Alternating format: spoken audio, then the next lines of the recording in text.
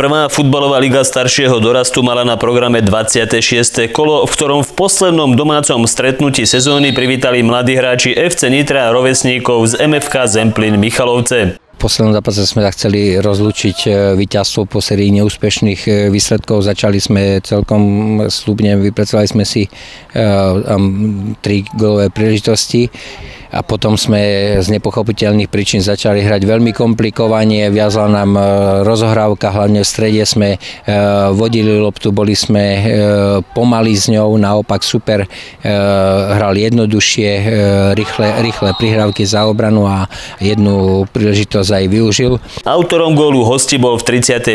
minúte Jozef Weiss. Cez prestávku sme si povedali, že musíme zvýšiť pohyb a zrýchliť rozohrávku, čo sa nám aj podarilo a druhý polčas bol jasne v našej réžii. V drese Nitry sa dvakrát strelecky presadil Daniel Bojda a jeden gól pridal Jozef Urblík. Nitra tak zdolala Michalovce 3-1.